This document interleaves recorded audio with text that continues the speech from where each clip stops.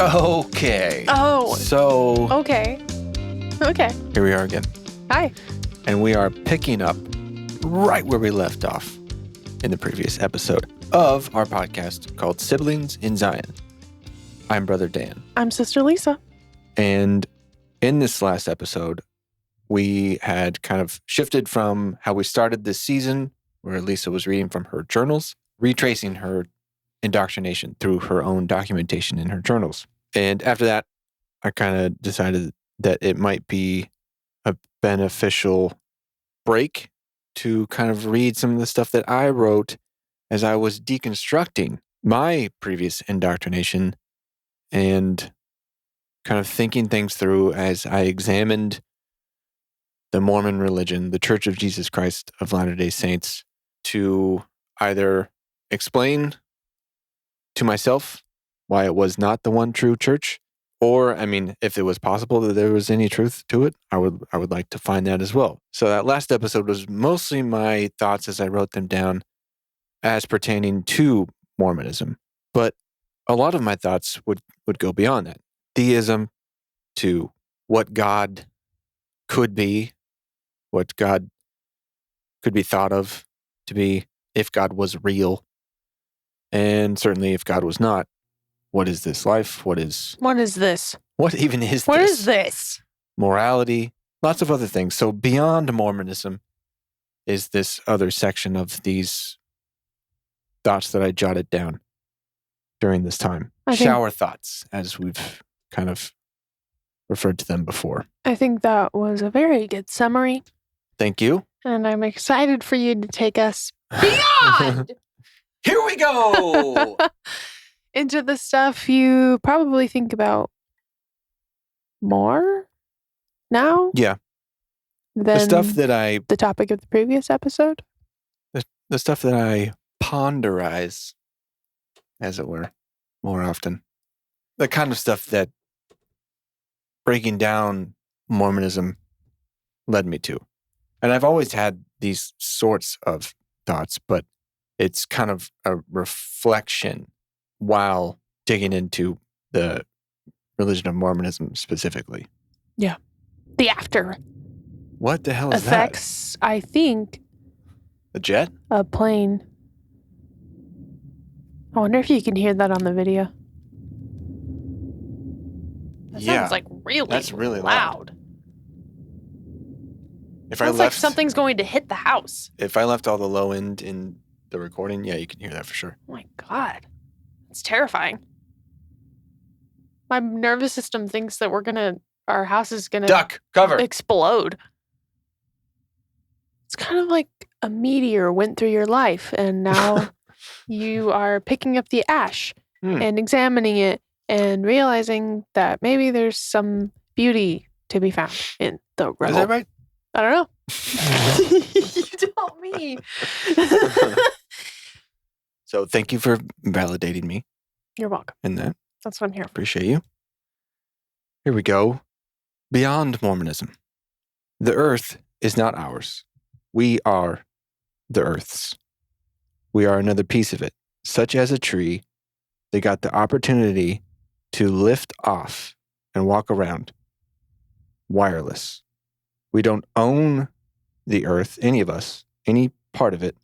We are renting the space on it until we move back home. So I guess that's kind of a poem. That was a poem by Brother Dan.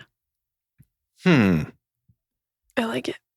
So many of the theologies that have come from human beings are all about staking claim to different parts of the earth and things that live on it, such as ourselves, ownership of the story of where those things came from, what purpose that they serve. Mm-hmm. If you come to the point where you don't believe that there is a deity, a personal God that created you, a being that created the earth and every living thing on it, if you don't believe that, and you have very good reason not to, then it's pretty easy to come to the conclusion that it really is the Mother Earth, and we arise from it just like anything else does. We are just particular living things on it. And a tree is attached to the earth at its roots, and that's how it lives. Somehow through evolution, beings like us got to walk around on it without being tethered to it. Yeah. Directly. But we still really are. We can't survive without the things that the earth provides, particularly water. Mm. And we don't actually own any of it. That's a really, just like we don't, I mean, you could buy claim to a star and name it, but you don't own that shit. And we don't own the earth that we stand on either, really. Yeah. I mean, that's a ludicrous thing. That's a sociological agreement that we developed, but it's not real. Mm. According to my understanding, the constant change of matter, the way living things die, and the things which they are made of move on to become others, the idea of perfect resurrection certainly makes no sense. If God made up this world with this order of operations, restoring all the hairs in my head, brain cells, organs, skin, etc., would have to mean unmaking other living things to which my perished organism provided matter. He'd have to pull other things apart, maybe even other people apart, to put me back together completely. Yikes. No. Do you see what I'm getting at there? In Mormonism, and this is, Oh, I see it, and it's not pretty. It's gross. And this is, of course, everything is tied to my young life in Mormonism and being brought up in this sort of thought. But it is taught that when you are resurrected, every hair on your head will be restored. Everything about you, your physical makeup, will be restored to you. But as human beings have evolved to learn and analyze matter, even in Mormon doctrine, matter cannot be created or destroyed. Mm. So the matter that makes me up, all of those tiny elements came from somewhere else.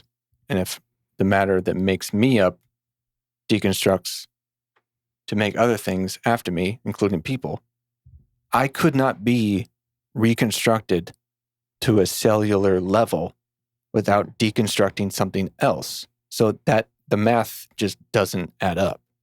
Yeah. That's a really good And that's a reason thing to remember. to think that a literal resurrection of what you think of as you doesn't make any sense. No. And at what point in your cellular state would you be resurrected to? Because we also know that cells die and we are basically at a cellular level renewed every so often. Yeah. So I'm not literally made up of the same stuff as I was 7-10 years ago. Mm-hmm. So at what point in my makeup would I be reset to when I'm resurrected? Yeah. What part of the cycle? Again, when you make claims about real physical stuff, if you can't make sense of it, then why believe it? Because God. Because it's a nice thought that you person, your ego, your physical body will be recreated to perfection some point after you die. Yes, your body's going to die. Sorry. But you're going to be resurrected to live again and even better.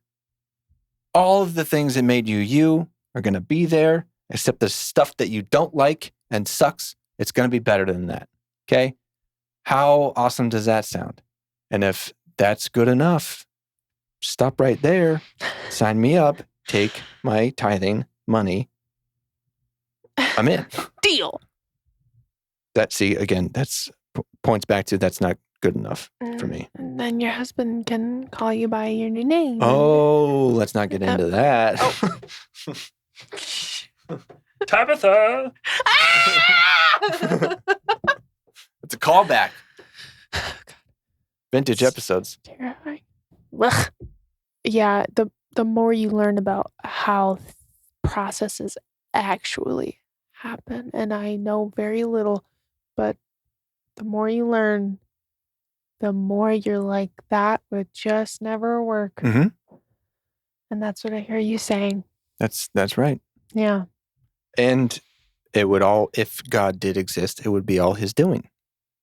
And so shouldn't it make sense?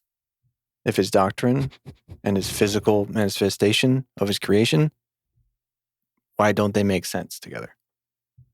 If you can imagine that God has always existed and no explanation of how God can exist without a beginning or end, why is it not equally acceptable to imagine the universe in some form has always existed?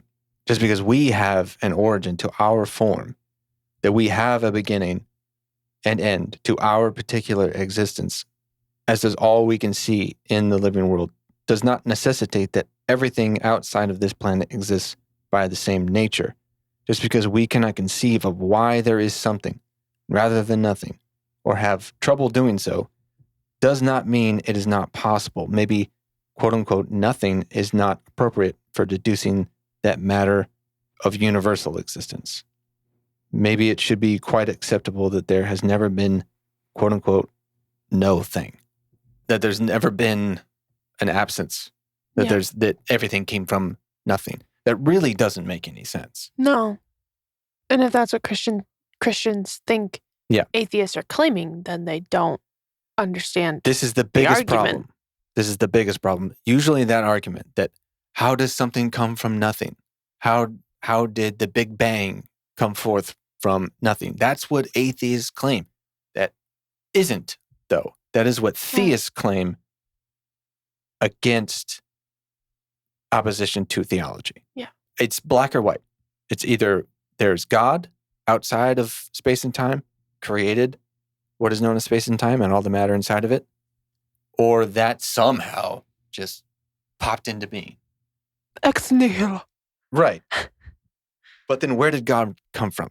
You don't need to explain further that something existed and then created this, and that's fine. No explanation further as to the thing that created the thing that couldn't have happened without a beginning. Right. If you just rename it, just rename God to the universe. The universe has always existed in some form. Something about it, some soup has always been there. There's never been no thing. So you're saying, if I understand correctly, that Mormons or people who claim that God exists should examine the way that they believe that God created everything, but they don't question further or have an answer to what happened before that. It's like we're looking at this frame in existence, but we're ignoring. We see things that we see as complicated and beautiful and intricate and associate that sort of thing with design. So there must be a designer. Mm-hmm. Therefore, God. It has to be a God. Right. But in Mormonism, it's particularly tricky because Elohim is not a being that has always existed. It has not always been God. It was a mortal who rose to godhood. Right. But at some point, there must be like an alpha God. Right. You know, a God prime, as I refer to it. So the point you're making is that it's too simplified. That it's actually too complicated. Why is it not believable that the universe, what we could call the universe, has always been there? Just it's so hard. We think of it in our own terms that we begin to exist. But again, there was matter that we can understand has always existed that eventually became the matter that created this form of life, such as you and I, that we understand that our form of life began and will end. Why can we not deduce it so far as there's always been something? And it didn't have to be created by a being. Got it. Okay. And no further explanation as to how the being existed. Right.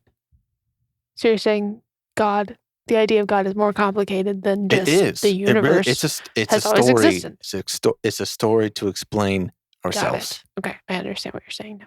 What I really do keep coming back to, I think, is the theme, is that religion really just is a further complication.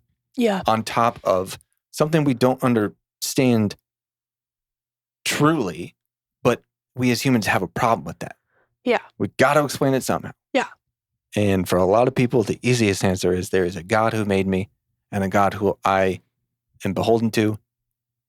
And the book that I believe he wrote, I will believe in wholeheartedly. Yeah. Or I believe somebody's interpretation of it. Yeah. Because it gives parameters to chaos. Yes. There you go. There you go. Chaos is my new favorite word. Chaos. Yeah, in 6th grade, I pronounced it chaos. But what it all comes down to, all that is to say, I think it should be quite acceptable that there has never been, quote, no thing, quote. Yes. Nothing. Nothing. There's never been absolutely nothing. Yeah. Because we even look forward, those of us who don't believe that our being has an afterlife. It's pretty hard to imagine anything but like a void, a blackness, an absence of being us. But we still like imagine something. It's funny that we even call it afterlife. It's like we have no original word. It's just post this. Post the life. That's how little we're able to conceive of something after that. But isn't even the thought that the little tiny things that make us up will keep having a life in another form? It's not that you have to keep having life. Right. Life will keep going using you after you're done with this manifestation of life. Right. I don't think that's all that bad. No. Moving on. This wasn't supposed, quote unquote, to happen. As if anything was, really.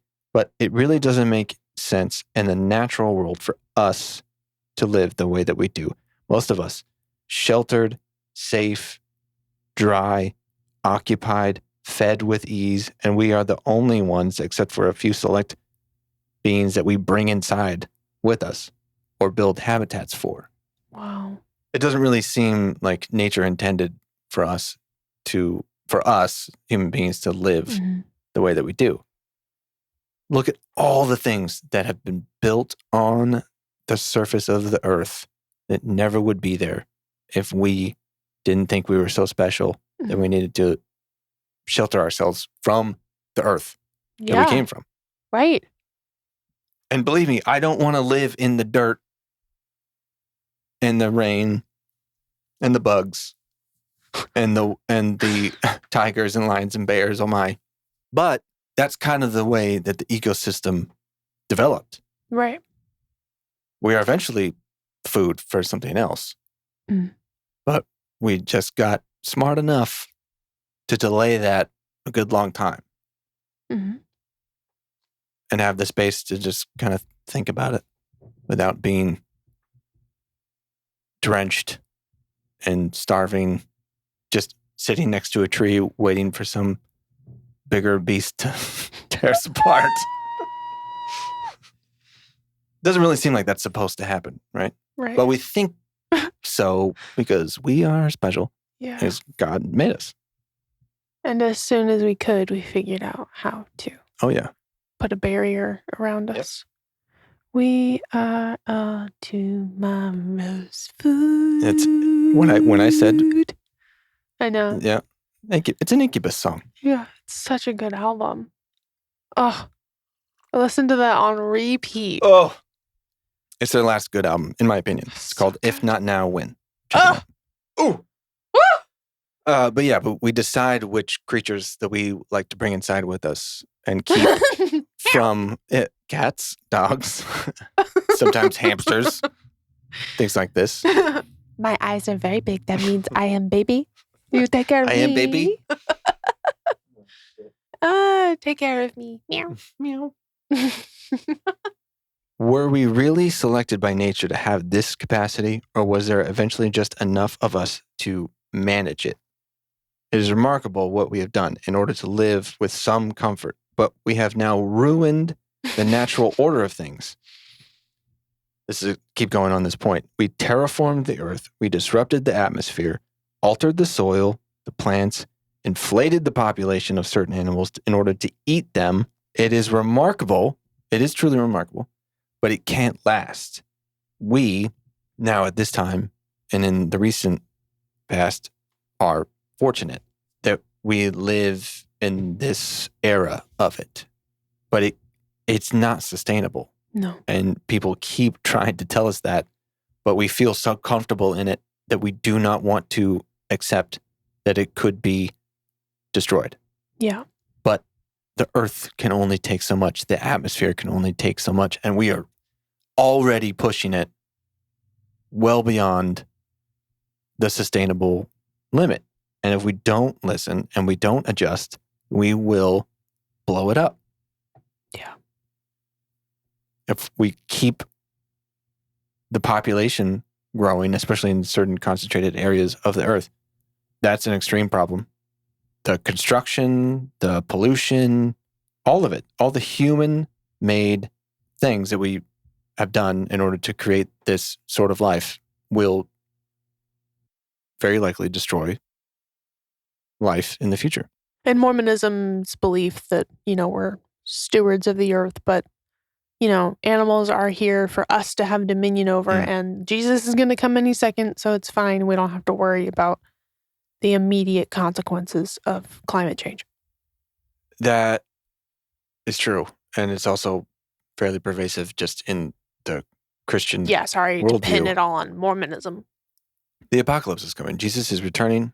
He's going to burn it all anyway. So yeah, why not take care of his creation in the meantime?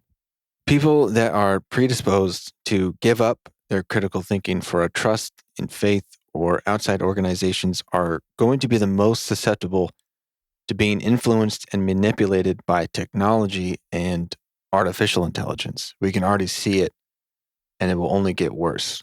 Like people will get more and more used to having their decisions made by other entities. Well, they've already given up or foregone critical thinking for themselves. Or they think that they're engaged in critical thinking because they're going against established science. Mm-hmm. Like people who think the earth is flat, and they believe people who have done experiments and have the evidence that the earth is not round. So technology is already like pretty nuts, and artificial intelligence is growing.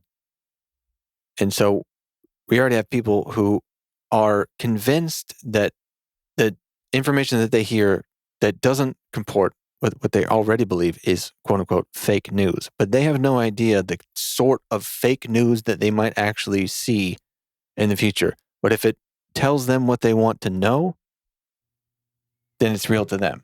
And we've already seen how social media has completely taken advantage of just that thing. Yeah. Algorithms know what to feed someone in order to get them to engage.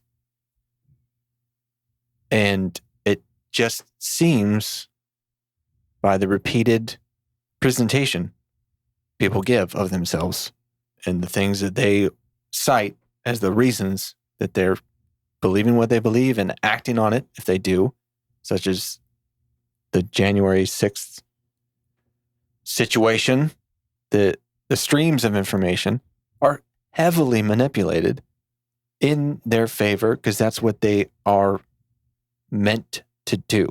And that problem, it just seems to get worse. Yeah. And if you hear something often enough, you will start to believe it. I mean, you don't even have to hear it often. If it already falls into the well that you if it already sit in. confirms your bias. Like, oh, that matches. Yeah. That must be true. Yeah. Because there's no way that anything that comes from the liberal media is true. Yeah, I just see it getting worse. Yeah. How could you believe in a God that created all this, love him, that God, and hate anything that he created? I mean, is that not completely counterintuitive and insane? Really? If you really believe that God made everything and hate anything that he created, as in another person? Yeah. For any reason? To really hold hate in your heart for another of God's creations. Mm-hmm. How does that make sense? Yeah.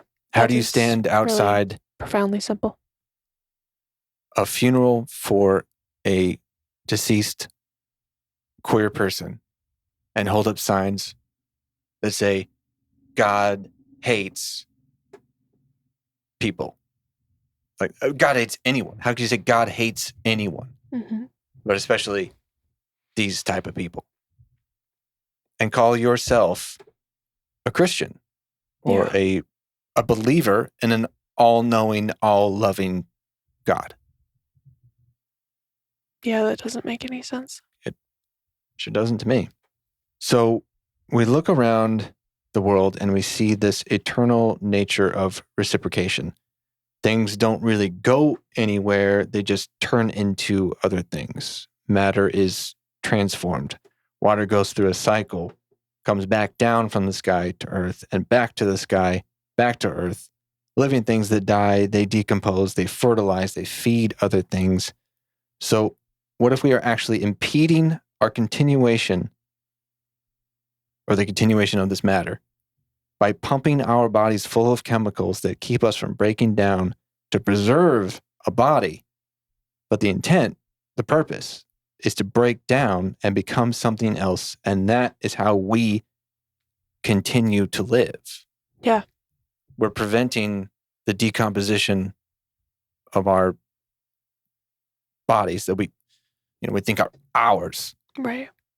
But it's such an ancient tradition to try to preserve this physical body. Yeah. Even in ancient Egypt, they were practicing mummification in the hopes that it would preserve us well for the afterlife. Yeah, even so far as placing items with that mummified body that they could somehow take with them. Yeah, but why do we think that, like you're saying, the embalming process and placing us in a sealed casket is any really different? We have only increased the measures to keep our dead, decomposing bodies from the earth. Yeah, it's insane. In a coffin, in a sealed outer casing. Yeah. It's really unsettling to me. Honestly, the idea of that happening to my body is more disturbing than just being buried in some dirt and letting the bugs but in so many places, my flesh. Doing that may be illegal. Which you can't just is bury bonkers. A body in the earth. Which all other bodies, if we don't eat them, end up in the earth. Yeah, but we see ourselves as separate from, of course, other mammals. Yeah, we're special. Even though that's exactly what we are. Yeah. And I really need to write a will so that I can... I've thought about that too. I can, outline, I don't want to be put in a box. If my only option is cremation, fine. But I don't want that for my body. Yeah. It doesn't matter, I'll be dead. But I just feel like I'm trying to live without a huge economic footprint or a huge ecological footprint. And I feel like the embalming process and taking up space in a graveyard and all the resources that go into a modern day funeral are insane and unnecessary. It's another thing that is untenable. We could go on a whole other podcast about this conversation. Graveyards. That's actually one of the first things that I started to take real issue with was graveyards. Mm-hmm.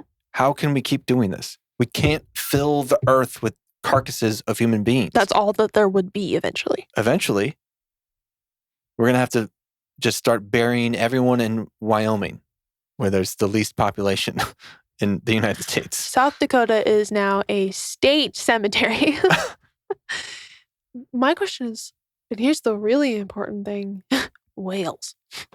What happens when a whale dies? Does it just float all the way to the bottom of the ocean? I mean, float? Does it sink? Once a living thing stops moving, it gets devoured by other living things. So you think that something eats it before it gets to the bottom? Eventually, it will be picked apart. Yeah. Whoa. Wow. I watched a documentary about whales, and now I think about whales a lot. It's called The Loneliest Whale. Whales it came out in mind. 2019. Check it out. You know what else came out in 2019? What? That thing that I just read to you out of my brain. I actually wrote that on my birthday, actually. Oh. I actually put the date on that. Happy birthday to that idea. Fairly counterintuitive to the whole Earth thing. Okay, so this is the last one. And just reading the first couple lines, I'm like, where am I going with this? But let's go with it. We relate to the heart that holds feelings just as much as the heart we actually feel. The feeling heart is metaphorical, while the heart we feel is as real as the brain that tells us we feel it. So we call two things the same thing, one which is not literal but helps us communicate and connect to each other and is used as a qualifier for significant meaning. And so we do the same with God. You can call many things God, all of which are ethereal to us now. Logos or logos, Heavenly Father, consciousness, etc. We use it to place the next order of meaning on our communication, believing that there is another order above us. Real or not, it can be useful. It need not be real, and it need not be believed to actually exist, just as our heart does. Call it what you want. How does that sit with you? I guess what I hear from that is that it doesn't really matter what you call it, that if we all have this shared idea of what it means to feel, then that's how we relate to each other about that. We don't all feel things exactly the same way. Yeah, and definitely. If we believe, if we ascribe meaning to something higher in a spiritual sense, then that's okay. And it doesn't have to be a spiritual sense. There's just an order of operation above this, whether we think that it means something or not. And whether there's like this mind, this intelligent mind that is above that. It doesn't need to be that. It could just be something that we don't understand, that is operating outside of us, in front of us, around us, before us, and after us. You can call it God. You can call it the universe. You can call it spiritual. You can call it consciousness. We may very well just be talking about the same thing, but placing meaning on it that is not necessary, and then placing impositions on other people very unnecessarily, just because we believe that our language about that higher level of operation is correct, and everyone else needs to recognize that. Yeah. Yeah, and if it doesn't match up exactly, then they must be wrong. I really don't understand. Lately, I've heard, especially Mormon apologists, but I imagine it's fairly pervasive among Christians in general, is this like allergy to the idea of secularism. Like secularism is bad. Yeah. It's actually what's creating all the evil in the world, and we're going in a direction that's terrible because people don't have God. They don't recognize that God is the reason. God is the maker. As if they don't have God, if they have a secular worldview, then it must be terrible and it's going to destroy everything. I really don't understand that. Again, it's threatening the status quo. To their worldview. It's threatening to their status quo, their worldview. How could anyone possibly be ethical and caring and moral if they don't believe that a God being created them? How could that be possible? And what you don't understand scares you, or it can. It can. So I understand the perceived potential for loss. Here's the thing, though. Somebody like me adopting a secular worldview does not take away anything from the religious worldview of another single person. Mm-hmm. I'm not taking anything away. Yeah. I'm just not taking it myself. Right. I'm not adopting it for me.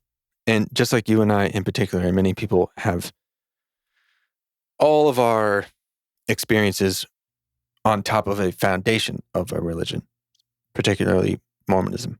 Mm-hmm.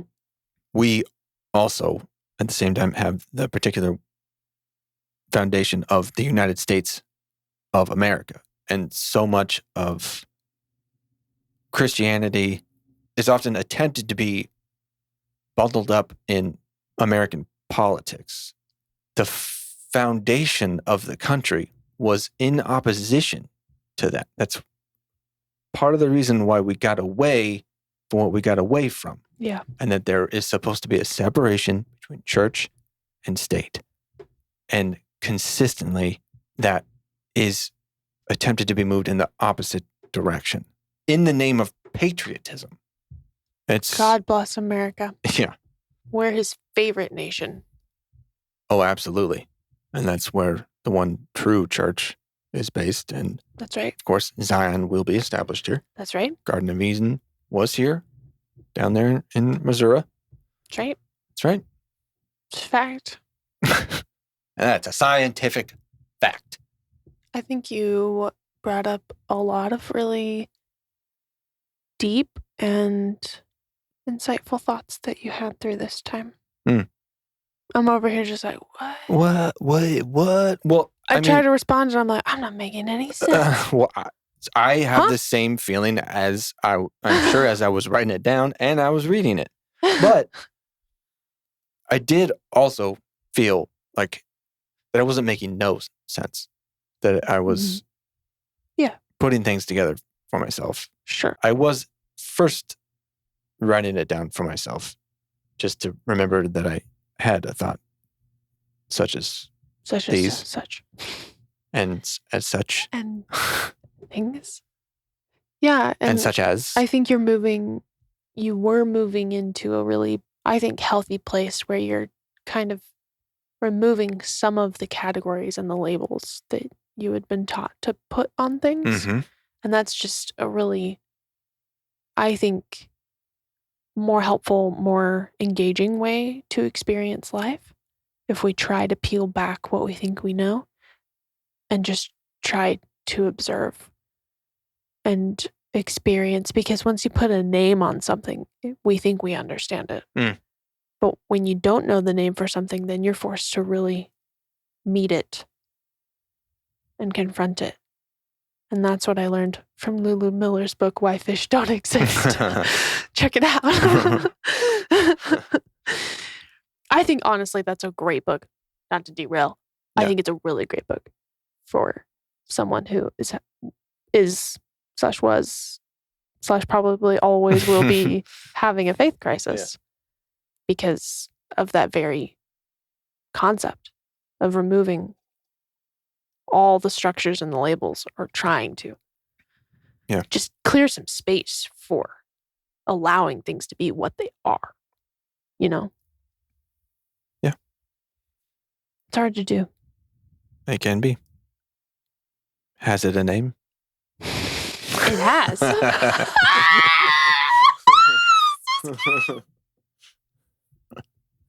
If you know, you know. God. Well.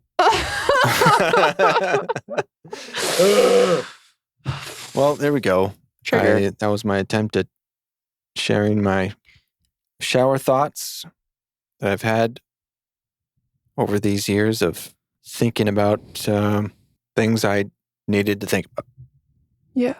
Many of those thoughts led us to do this project, this podcast, and it's led to so many conversations that have only built upon these kinds of thoughts and inquiries, and I'm glad that I did it. I don't regret it. I'm glad you did it too. Thanks for sharing it with me. Thanks for sharing it with us. If you would like to listen to us have more conversations like this, stick around.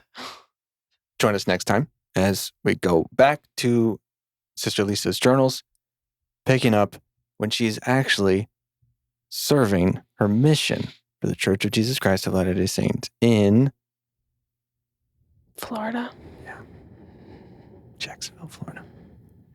And all the many wonders that contained for 18 months. Yeah, I feel like I could talk about my mission for so many hours. And I'm really going to try and keep it concise. You know, it could be a whole separate podcast. But, well, in the next episode, it begins. Yes. And we'll see where it goes. And until then, I'm Brother Dan. I'm Sister Lisa. And this has been Siblings Inside. Okay. Okay. And that's it. And that's all we have to say. And that's it.